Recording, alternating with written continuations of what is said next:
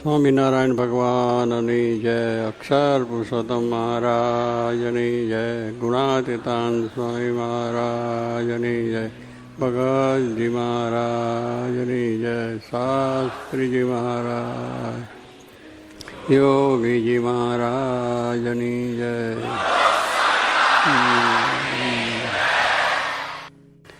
મુક્તાન સ્વામીનું આ કીર્તન આપણે સાંભળ્યું કે હરિજન થઈને હાન વૃદ્ધિ દુઃખ માનું નહીં. હરે ગુણ ગાતા દુર્જનિયાનો ધડક અને મનમાં લાવી. આ બહુ કઠિન છે કે આપણે કંઈ ત્યાં કેટલાને એમ થાય કે તિલક કરીને ચાંદલો કરીને જઈશું શું કહેશે, એના મનમાં શંકા થાય. પહેલાંને કશું નથી પણ તે પહેલાં એના મનમાં થાય કે આપણે આમ બોલશે તેમ બોલશે. કદાચ બોલે તો આપણે શું જવાનું છે, એને એનું થશે. પણ મનમાં પહેલેથી ધડક લાગે કે આ કરશું તો આમ થશે, મંદિરમાં જઈશું તો કહે ભગરડા થઈ ગયા. એટલે આવા બધા વિચારો આપણને આવે છે ભગવાન ભજવામાં. બાકી તો વેપાર ધંધો બીજું ત્રીજું કરીએ એમાં કોઈ કહે મથુરે કરી તો કંઈ ધંધો છોડી દેતા નથી. નોકરી સારી હોય ને પછી કંઈક બોલી જાય તો કંઈ આપણી નોકરી છોડી દેતા નથી. સંસારના કાર્યો કરીએ છીએ એમાં ઘણી જાતના મુશ્કેલી કરનારા અંતરાય કરનારા હોય છે તો એ પણ આપણે કાર્ય પોતાનું કરીએ જ છે. પણ ભગવાનની અંદરની વાત આવે ત્યારે આપણને મન પાછું પડી જાય કે આ શું કહે છે ને કેમ નહીં. પણ આ મુક્તાન સ્વામીની જે વાત આપણે કરીએ કે એમને ભગવાન ભજવા નીકળ્યા અને એમને પોતાને એવી દૃઢતા કે બસ આ દેહ કરીને ભગવાનને રાજી કરવા છે. તો એમના મનમાં એવો વિચાર ના આવ્યો કે હું આ સાધુ થઈશ કે આ રીતે કરીશ તો મને શું થશે, કેમ કરશે. એવી રીતે એમને કોઈ વિચાર આવ્યો નથી. 500 સંતોની વાત કરીએ એવા મોટા મોટાને, પણ એમને વિચાર નથી આવ્યો કે આપણે સાધુ થઈશું તો એમ કે આપણે લોકો આપણને શું કહે છે. અને તે ઘડી કહેતા હતા કે તો બાવા છે એટલે બાવાની જ વાત કરે. બાવા કે એટલે આપણને ધડક લાગે સાક્ષર કે હું આવું સાક્ષરને મને બાવો કહ્યો. અને પછી બાવા છે તેમાં હું આપણે ખોટું જાય. આપણે બાવા જ છે, બાવા ઘર બહાર મૂકે એ બાવા, પછી સંસાર મૂકે બાવા છે. પણ એમાં થાય કે મારો મને બાવો કયો તેની ચટપટી થાય, ઊંઘ ના આવે. શું કરો ને ઊંઘ આવે, એને ઊંઘ ના આવે ને આપણે તો હોઈ જવું ભગવાન બાજુ. એનાને શાંતિ થાય, આપણે શાંતિ થવી જ ના જોઈએ. પણ આપણું એવું છે કે આવું કહે છે તેવું કહે છે. પણ ભગવાન માટે તો લોકોએ પોતાનું ધન ધામ કુટુંબ પરિવાર અર્પણ કર્યું છે ને એને માટે જેટલું કંઈ સાંભળવું પડે બધું સાંભળ્યું છે. અને આપણે જોઈએ છીએ કે પરોક્ષના ભક્તો થયા એમાં નરસિંહ મહેતા થઈ ગયા. જૂનાગઢના નાગર હતા. અને નાગર એટલે બહુ ઉચ્ચ કોટી કહેવાય. નાગર એટલે બુદ્ધિના સાગર. રાજવાડામાં ઘણા પહેલાં નાગરો જ હતા. ભાવનગરમાં પ્રધાનસિંહ હતા, બીજા જૂનાગઢમાં નાગર બધા હતા. એટલે આવા બધા બુદ્ધિશાળી બધા હોય. અત્યારે આપણે નાગરો આપણા સરકારના હોદ્દામાં બહુ ઊંચા ઉપર હોય. તો સ્વામી કહે છે એમ નરસિંહ મહેતા બહુ બુદ્ધિશાળી હતા અને નાગર હતા અને બહુ ભક્ત પણ હતા. એને વાત સમજાઈ ગઈ કે ભગવાનનું ભજન કરવું અને ભગવાનને રાજી કરવા. તો પછી પોતે આવા સારા કુટુંબમાં સારી સ્થિતિ બધી રીતે યોગ્ય હતા છતાં પણ બજારમાં જઈને ભગવાનનું ભજન કરવા લાગ્યા અને ભગવાનને રાજી કરવા માંડી પડ્યા. અને ભગવાનને વધતા પછી તો એમને કંઈ નાત જાતનું ભેગું એવું ના રહ્યું કે ભાઈ હું હવે અહીંયા ભજન કરીશ તો મારું નામ ના વધશે, પેલા સામાન્ય માણસોને પાસે જઈને વાત કરશું તો આપણી જરા દ્રષ્ટિ ઓછી થશે એવું થાય. કારણ કે સારો સમાજ હોય ને ત્યારે બહુ મન આવે આપણે કે વાહ આપણે સારા સમાજમાં ખૂબ ભજન સારું કર્યું, બહુ તો રાજી થઈ ગયા એવું લાગે. પણ હવે આદિવાસીમાં જઈને કરીએ તો કોઈને એમ ન થાય કે આદિવાસી ત્યાં તો અત્યારે તો કંઈ કરશે, પણ આદિવાસીને ત્યાં જઈએ એટલે એને કશું નહીં. પણ અત્યારે તો આ સંતો અમારે જાય છે આદિવાસીમાં ખૂબ કથા વાર્તા કરે છે, બધા ભેગા થાય છે હજારોની સંખ્યાની અંદર. ભગવાનની વાત છે એ એની અસર સૌને થાય છે. પણ આપણને સંકોચ થાય કે એના આત્મા જઈને કેમ બેસાય. આપણે આવા સારા કુળના સારા આપણા આપણા વ્યવહારમાં બધી રીતે આપણે સારા, અને લોકો કહે છે કે આવો તું માણસને આવા એ લોકો જેને કંઈ ઠેકાણ નથી એની, એટલે એ રીતે પણ થઈ જાય. હરિજનની વાત આવે છે એમાં પણ ઘણાને આ નરસિંહ મહેતા વખતની વાત છે એમાં તે તો પણ નરસિંહ મહેતાને જ્યારે ખરેખર આવી ભક્તિ થઈ ગઈ એને નાત જાતના ભેદ રહ્યા નહીં. એને કહ્યું ભગવાનનું ભજન કરું તો ગમે તે સ્થાનમાં જઈને ગમે ત્યાં કરું, લોકોને જે કરવું એ કરે, નિંદ્યા કરે કે અપમાન કરે કે તિરસ્કાર કરે, પણ એના મનમાં કંઈ દુઃખ નહોતું અને એ રીતે પોતે ભજન કરતા હતા. એ હરિજન વાસમાં જઈને કરે ને થઈ, પણ એમને ભજન છોડ્યું નહીં. ભજન બરાબર કર્યું. ભજન છે મારે તો ગિરધર ગોપાળ, અરે આ ભગવાન સાંભળિયાની વાત કરતા સાંભળિયા, અને કહેવાનું શું કે એની ઊંડી પણ ભગવાને સ્વીકારી. આપણે જાણીએ છીએ કે એને પછી વ્યવહારમાં બહુ દુર્બળ થઈ ગયા હતા. દીકરી પહેરાવવા માટેનું કંઈ હતું જ નહીં, કશું જ. હવે એની બધી વાતની અંદર શું કરે, 15 ભજન કરે, બસ બધા કહે ખરા પાછા કે તમે આ બધું કરો, કે ભગવાન છે કરશે. તો જો એનામાં શ્રદ્ધા હતી, વિશ્વાસ હતો, તો એનું મામેરું, જે આપણે મામેરું લોકો આપણે ક્રિસ્તવને ખબર પડે છે, શાસ્ત્રને ખબર નહીં હોય એ બાબતે, આપણે જાણવાની જરૂર નથી. મામેરું કરવું નથી ને કરાવવું નથી. આપણે બહુ બેઠા છે, સારું છે, મામેરું ભગવાન સાથે થઈ ગયું છે એટલે પછી બીજાની જરૂર દુનિયામાં નથી. ભગવાન શાસ્ત્રીમાં જોગી મહારાજ મળી ગયા એ મોટું મામેરું છે, એની જોડે બેઠા કરે એટલે બહુ છે. પણ દુનિયામાં બધા વ્યવહાર છે ને, આ વ્યવહાર કરવો જ પડે.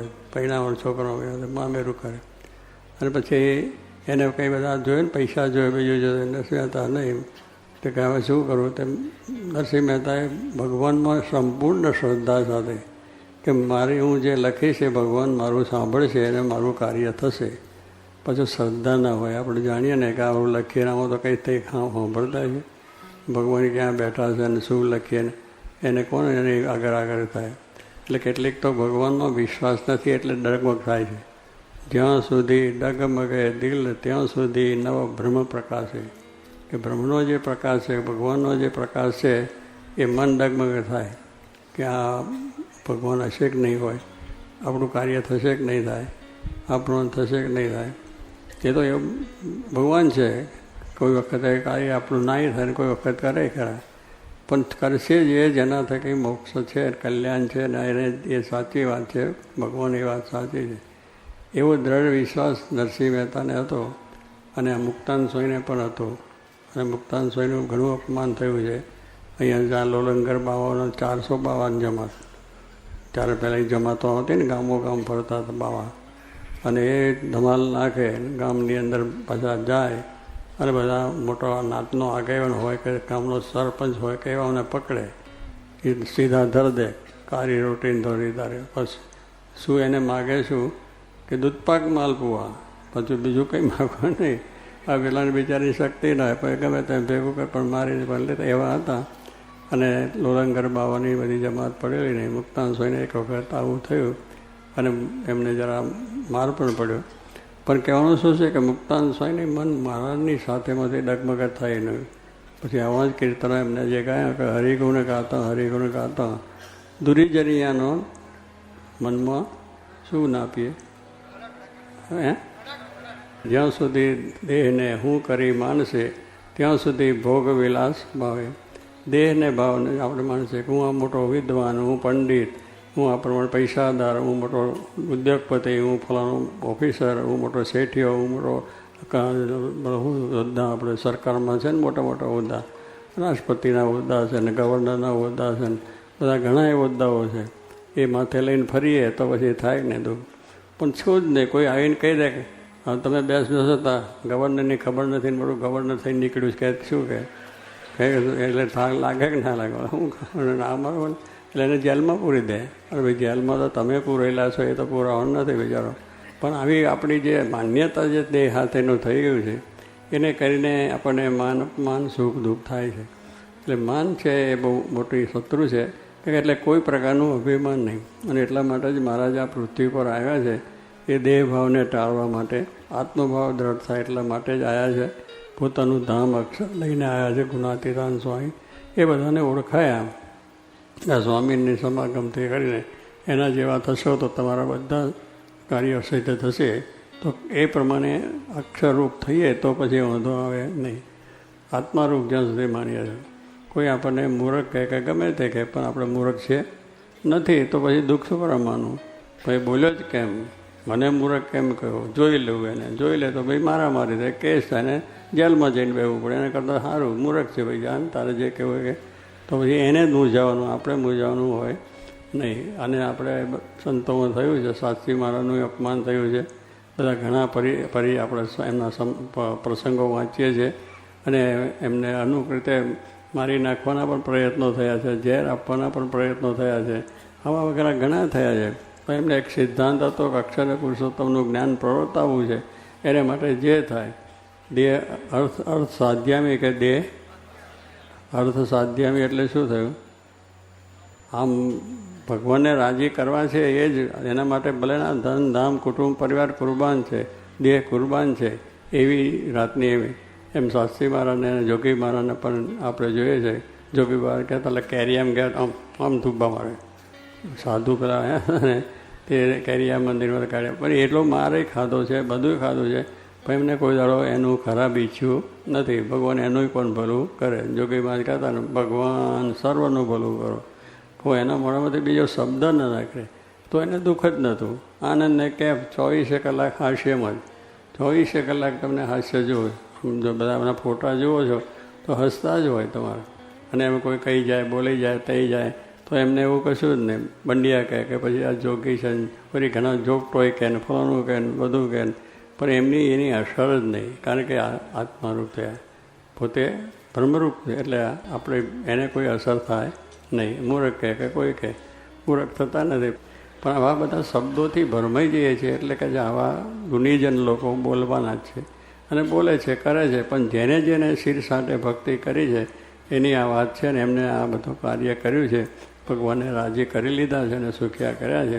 તો કહેવાનું શું છે કે એમ નરસિંહ મહેતાને પણ ભગવાનની વાત આ બધા કરતા હતા કે એમને પણ આવું દુઃખ આવ્યું, પણ કોઈ દાડો પાછા હટ્યા નથી. તો આજે નરસિંહ મહેતાના કીર્તન આપણે ગાઈએ છીએ, નરસિંહ મહેતાને સંભાળીએ છીએ.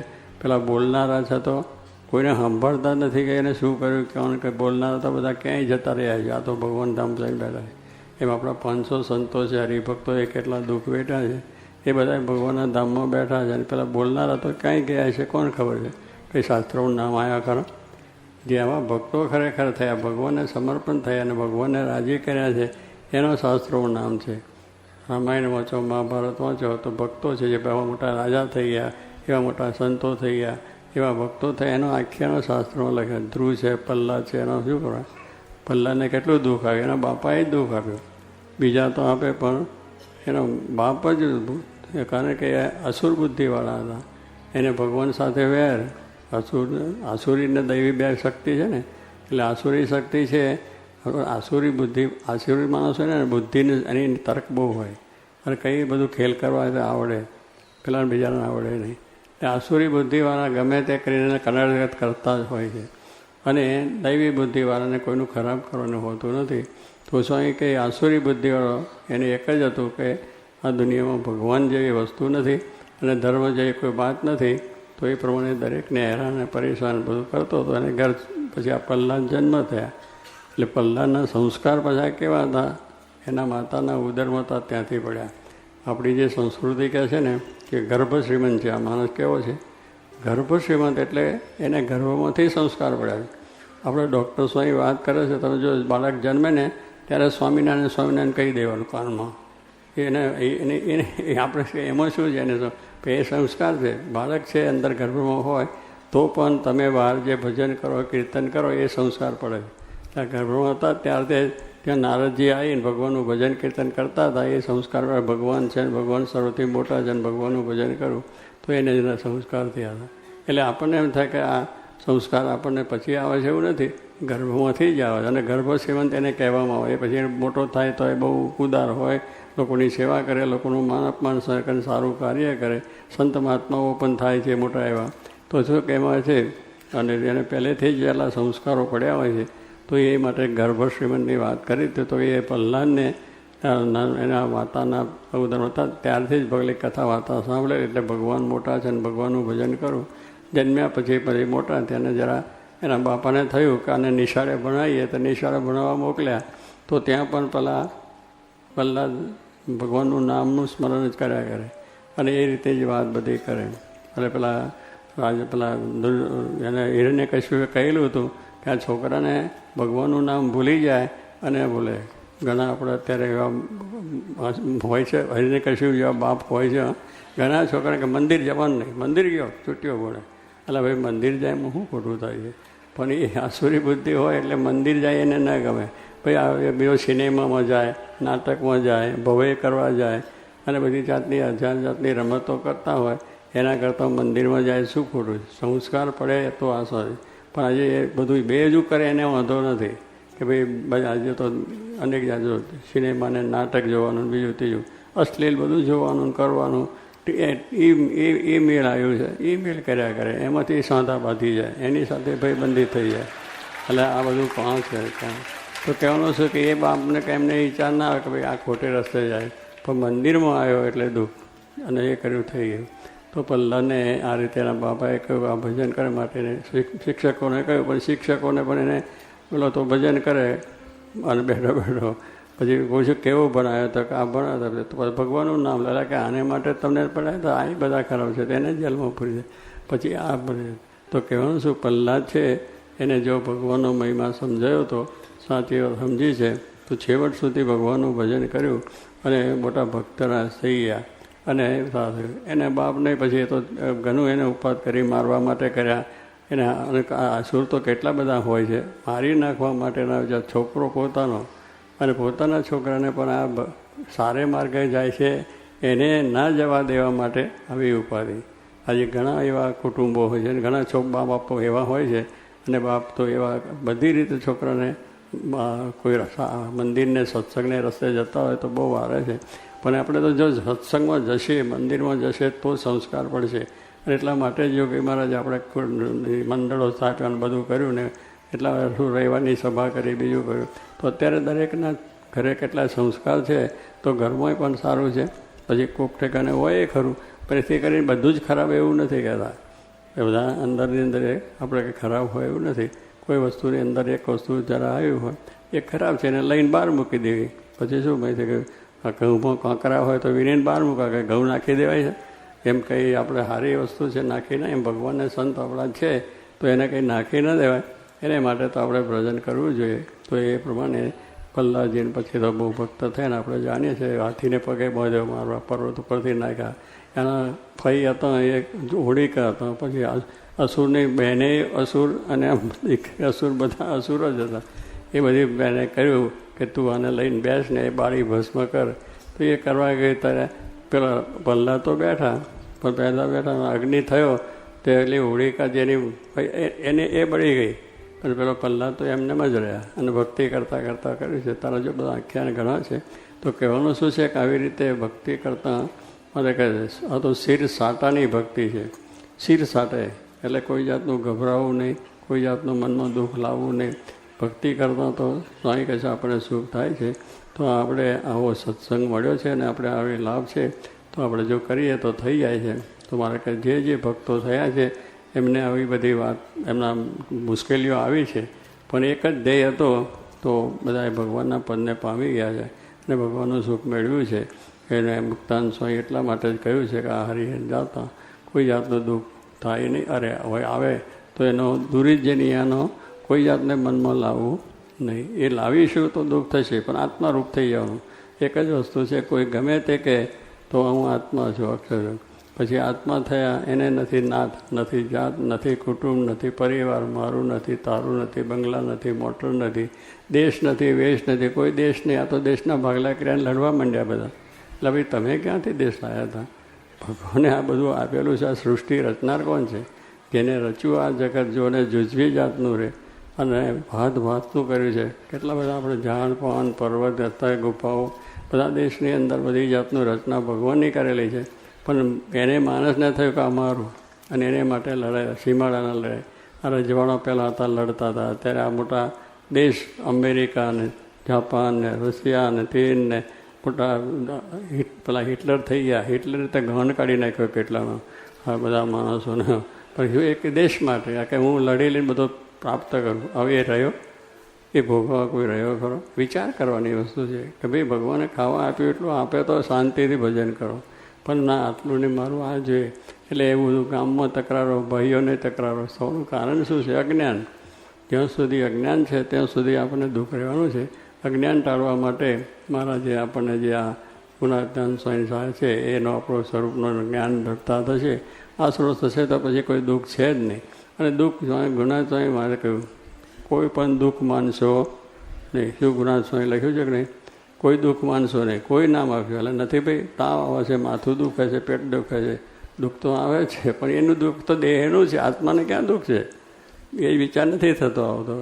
દેહ છે જે દુઃખનો છે, આત્માને કોઈ દુઃખ નહીં, તો આનંદનો છે, અલમસ્ત છે. એને નાત નથી, જાત નથી, કુટુંબ નથી, પરિવાર નથી, દેશ વેશ નથી, એને કોઈ બધું છે નહીં કે ભાઈ આ અમેરિકાના એશિયા. એટલે બધા પૂછે કે અમે તો યુરોપિયન, એટલે કે અમે અમેરિકન, અમે ભારતીય, બધા હારા જ છો, તમે ભજન કરો તો નહીં તો બધા એવું જ છે. તો કહેવાનું શું છે કે આમ આપણે થોડુંક અજ્ઞાન છે એટલે આ બધી વસ્તુનું દુઃખ થાય છે અને આપણે દુઃખે કરીને દુઃખીએ થઈએ છીએ. પણ જો ભગવાનનું આપણને સ્વરૂપનું જ્ઞાન થઈ ગયું અને આત્માનું જ્ઞાનની દ્રઢતા થઈ ગઈ તો પછી સ્વામી કે કોઈ જાતનું દુઃખ છે નહીં. અને એટલા માટે સ્વામી દુઃખ કોઈ માનશો નહીં. જે જોઈએ તે જોડે શું મળ્યું? ખારું લાડુ ખાવાના, દૂધ પાક, પછી આઈસ્ક્રીમ.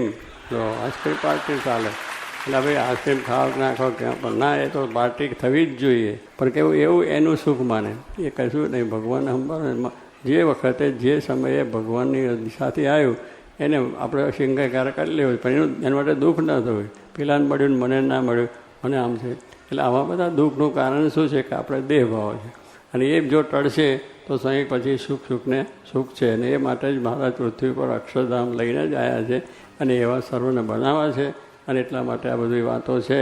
અને આજે શાસ્ત્રીમાં જોગી મહારાજે આપણને જ્ઞાન આપ્યું છે. આજે એમના પ્રતાપે આપણો સત્સંગ પણ ખીલ્યો છે. હરિભક્તો સંતોમાં નાનામાં તેમાં બધી એવી જાતની સમજણ થઈ ગઈ છે તો આજે આટલા મોટા સમૂહમાં ભજન અને દેશ પરદેશમાં મંદિરો થયા. સંતો પણ બધું ગામે ગામ વિચરણ છે, દેશ પરદેશ જાય છે અને બધા સમયા કરે ને ઉત્સવ કરીને પેલા શું કહે શિબિરો બધી બહુ ચાલે. શિબિરો કે આની શિબિર કરો. એટલે શિબિર એટલે શું થાય કે બધા ભેગા થઈને આ વાતની દ્રઢતા કરવા માટે. શિબિરોમાં ખાવા પીવા ભેગા નથી થતા. નહીં તો પછી કેટલાક એમ કહે ચાલો ટેસ્ટ આવશે, પણ એમાં એ ટેસ્ટ લેવા જતા તો પેલો રહી જાય. મુખ્ય ટેસ્ટ તો ભજનને કીર્તનની આત્મદ્રષ્ટિ થાય ને આત્માની દ્રઢતા થાય એને માટેનું છે સત્સંગનું. તો એવો સત્સંગ મળ્યો છે તે મહારાજ કહે છે આપણે સુખિયા છે. અને એ સુખિયા જેને કરીને પૈસા ટકા સમૃદ્ધિ કરીને તો છે આ લોકનું સુખ છે, પણ એ પાછું ક્ષણિક છે, દેહ સાથે જતું રહે છે. પણ જે ભગવાનનું સુખ લેવા આવ્યા છે એમાં ના આવે તો બધાએ ઘરની અંદર બધે કથા વાર્તા કીર્તન ભજન કરી નાના મોટાએ પણ એવી એક દ્રઢતા કરવી જોઈએ. સુખ દુઃખ તો આવે, સુખ દુઃખ આવે, સર્વ ભેળું તેમાં રાખજો સ્થિરમતી, જાળવીશ મારા જનને અતિશય જતન કરી. આવા શબ્દો છે કે મહારાજ બોલ્યા છે કે ભાઈ તમને સુખ દુઃખ તો આવશે, અશરીર છે એટલે આવું દુઃખ અજ્ઞાનનું દુઃખ છે. બીજું દુઃખ તો છે નહીં. પૈસા ટકા તો બધું હોય, પૈસા હોવા છતાં દુખ્યા છે, સારામાં સારા બંગલા હોવા છતાં દુખ્યા છે, બધા હોદ્દો સારામાં સારો હોય તો દુખ્યા છે. આવા બધા આપણે જોઈએ છે. એટલે દુઃખ તો છે એનું અજ્ઞાન છે એટલે છે, એના દેહ ભાવ મનાય છે. પણ જ્યારે કંઈ આત્મારૂપની દ્રઢતા થશે તો કોઈ દુઃખ નથી. સુખને સુખ છે. માટે ભગવાનની દયાથી સર્વને એવું સુખ પ્રાપ્ત થાય એ પ્રાર્થના.